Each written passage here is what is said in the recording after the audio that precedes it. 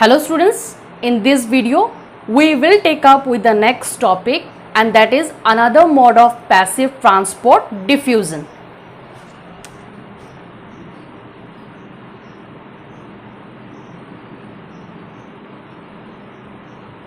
सबसे पहले हम डेफिनेशन को लिख लेते हैं. Diffusion is the movement of solute particles, और ये सॉल्यूट जो है वो सॉलिड, लिक्विड या गैस भी हो सकता है, from its higher concentration to lower concentration till it reaches its equilibrium.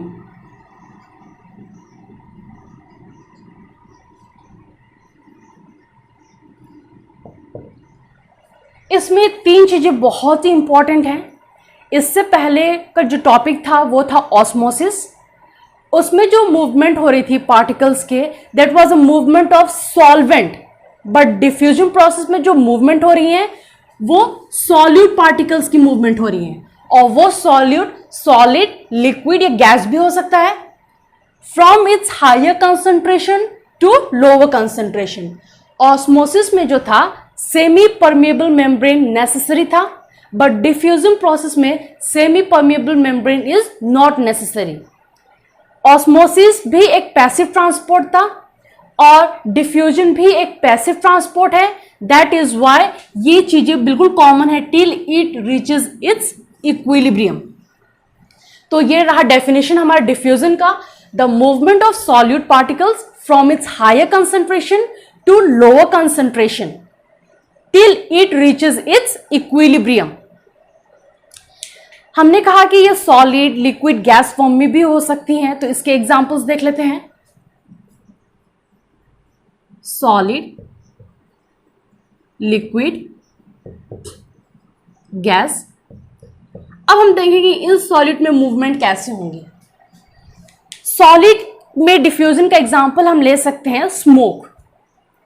Smoke में जो ब्लैक कलर के कार्बन पार्टिकल्स होती हैं वो अनबर्न्ड कार्बन पार्टिकल्स होती हैं, वो डिफ्यूज करती हैं from its higher concentration to lower concentration.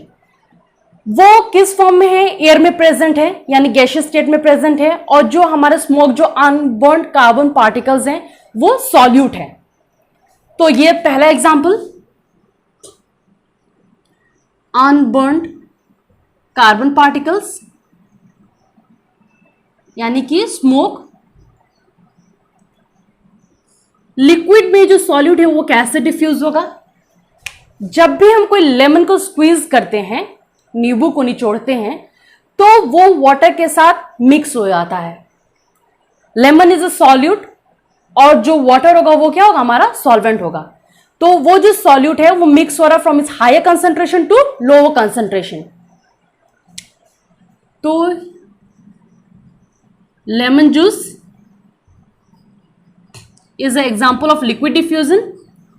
Gas, gas में हम एग्जांपल ऑफ ले सकते हैं कार्बोनेटेड ड्रिंक्स के. उस कार्बोनेटेड ड्रिंक्स में कार्बन डाइऑक्साइड डिसॉल्व होती है, और उस कार्बन की वजह से पार्टिकल्स क्या होती है? मूव करती रहती हैं. जैसे ही हम उस बॉटल के लीड को ओपन करते हैं, द गैस फिजेस आउट. वो फिज होती है, वो गैस के मॉलिक्यूल्स क्या करें? मूव करें from its higher concentration to lower concentration. और भी एग्जांपल ले सकते हैं इसमें, जैसे एक्वेटिक एनिमल्स. वो एक्वेटिक एनिमल्स ऑक्सीजन को अपने डिसॉल्व फॉर्म में लेते हैं रिस्पायर करने के लिए, और जो एक्वेटिक प्लांट्स हैं वो कार्बन डाइऑक्साइड को डिसॉल्व फॉर्म में यूटिलाइज करती हैं for to prepare their food. तो ये भी गैसेस का एग्जांपल है. तो इन तीनों फॉर्म में हम डिफ्यूजन को देख सकते हैं. कार्बोनेटेड ड्रिंक्स,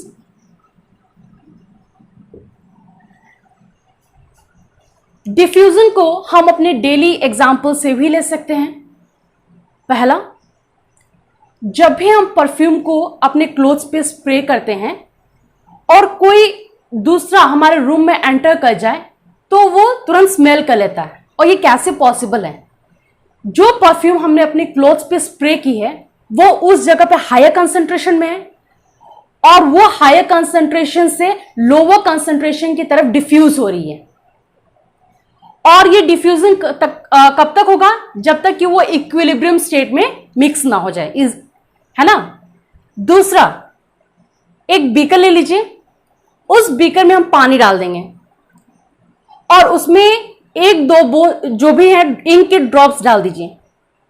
तो जब हम इंक के ड्रॉप्स उसमें डालेंगे ब्लू कलर का होगा और जहां पे पड़ेगा उस सॉल्वेंट में वहां पे उसका कंसंट्रेशन क्या होगा? हाई होगा। कुछ समय बाद वाटर का कलर बिल्कुल चेंज हो जाएगा। क्यों? Because the particles of that ink are moving from its higher concentration to lower concentration. और वो तब तक मूव करेंगे जब तक कि पार्टिकल्स बिल्कुल इक्वली डिसॉल्व ना हो जाएं, यानी अपने इक्विलिब्रियम स्टेट में। और यही डेफिनेशन है डिफ्यूजन का, the movement of solid particles from its higher concentration to lower concentration till it reaches its equilibrium. अब हम देखेंगे factors which affect the rate of diffusion. तो सबसे पहला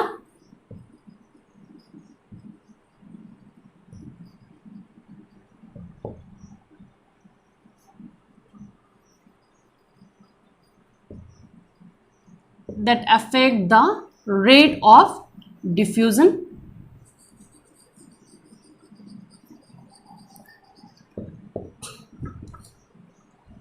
First, temperature.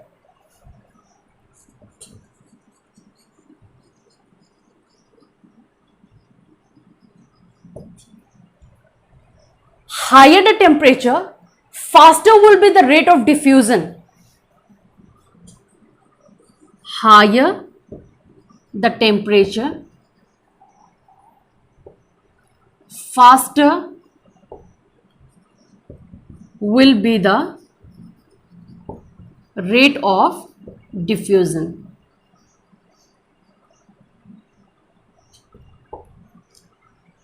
टेम्परेचर जितना ही अधिक होगा डिफ्यूजन की रेट भी उतनी ही अधिक होगी। इसको एग्जाम्पल के थ्रू हम देखते हैं। जब भी किचन में हमारे घर में गरम गरम खाना बनता है, उस किचन से जो स्मेल है फूड की वो दूसरे रूम्स तक भी जाती हैं। हम स्मेल करते हैं दूसरे रूम तक भी। और ये कैसे पॉसिबल है? डिफ्यूजन के थ्रू। जब खाना बन रहा होता है तो हम उसमें हीट एनर्जी प्रोवाइड कर रहे होते हैं और हम जानते हैं कि हीट या कोई भी दूसरा एनर्जी है, it can be converted from one form to another form. और यहां पे जो हीट एनर्जी है it is converted into kinetic energy. और काइनेटिक एनर्जी में इंक्रीज होने की वजह से जो फूड के पार्टिकल्स हैं वो मूव करें from its higher concentration to lower concentration. तो हम जितना ही अधिक टेम्परेचर को इंक्रीज करेंगे काइनेटिक एनर्जी उतना ही अधिक होगा और अधिक होने की वजह से वो फूड के पार्टिकल्स जो है वो फास्ट ट्रेवल करेंगे और इस तरह से गैसेस जो पार्टिकल्स की होंगी वो रैपिडली डिफ्यूज होंगी। और वही खाना जब हम रेफ्रिजरेटर से बाहर निकालते हैं तो we can't feel the smell. Reason क्या है? क्योंकि उस स्टेट में हम उसको कोई हीट एनर्जी प्रोवाइड नहीं कर रहे हैं और ना ही वो हीट एनर्जी काइनेटिक एनर्जी में कन्वर्ट हो रही है। तो जो पार्टिकल्स जो हैं फूड के वो उस फूड पे ही प्रेजेंट हुए बट वो डिफ्यूज नहीं हो रही है। That is why higher the rate of temperature faster will be the rate of diffusion. Second point जो है that is density of the medium.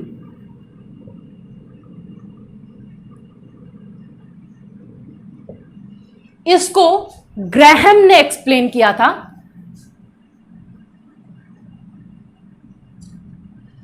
और इसी के लिए ये ग्राहम्स लॉ भी कहा जाता है। Graham's law. इस लॉ में इन्होंने क्या एक्सप्लेन किया था? इन्होंने ये कहा था the rate of diffusion is inversely proportional to the square root of the density of the medium. जो कैपिटल D है that is rate of diffusion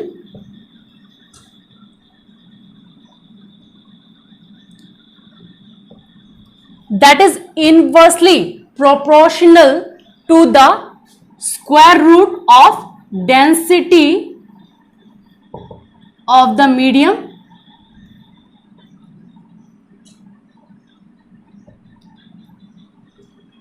उन्होंने ये कहा था कि if the medium is more dense the rate of diffusion will be slow. तो हम तीन एग्जाम्पल्स ले सकते हैं इसमें, जैसे सॉलिड, लिक्विड और गैस. स्टेट ऑफ मैटर जो कि है सॉलिड, लिक्विड एंड गैस. हम जानते हैं कि जो गैसेस में पार्टिकल्स हैं they are very far from each other. Liquid में दे आर स्लाइटली क्लोजर और सॉलिड में जो पार्टिकल्स हैं they are tightly compactly arranged. तो मीडियम जितना ही डेंस होगा जैसे कि सॉलिड, तो सॉलिड कैसे मूव कर पाएंगे? इसी वजह से मीडियम जितना ही डेंस होगा डिफ्यूजन उतना ही स्लो होगा. गैसेस में क्या है, particles they are very far away from each other और पार्टिकल्स इजिली डिफ्यूज हो जाते हैं और इसीलिए गैसियस स्टेट में डिफ्यूजन बिल्कुल फास्ट होता है, लिक्विड स्टेट में कम होता है और सॉलिड स्टेट में बिल्कुल नेग्लिजिबल होता है. और यही एक्सप्लेन किया था ग्राहम्स के लॉ ने. नेक्स्ट फैक्टर देखते हैं which affect the rate of diffusion, that is distance.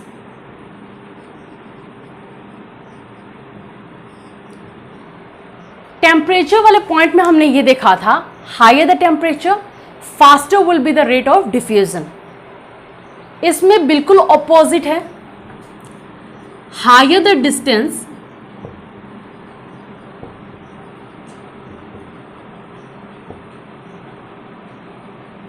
slower will be the rate of diffusion.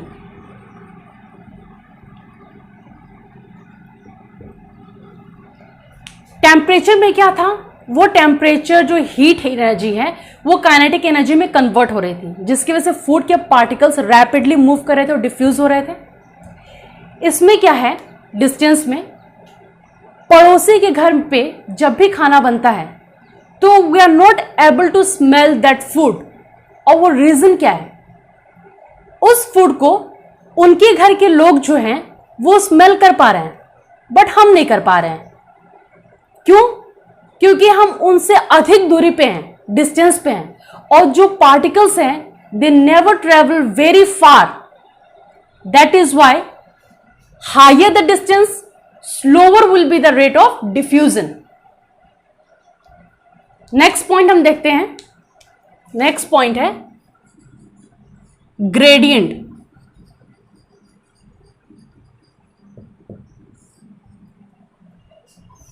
Higher the gradient, higher will be the rate of diffusion. Higher the gradient,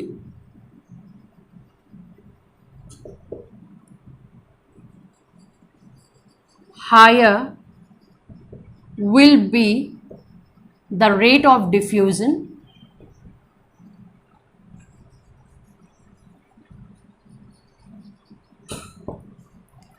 gradient अगर हम consider करें दो areas, एक की तरफ बहुत ही अधिक molecules, लाखों की संख्याओं में मॉलिक्यूल्स प्रेजेंट हैं और एक की तरफ जो एक एरिया में जो है बिल्कुल नेग्लिजिबल है, यानी एक की तरफ कंसेंट्रेशन बिल्कुल हायर है, एक की तरफ बिल्कुल कुछ भी नहीं है.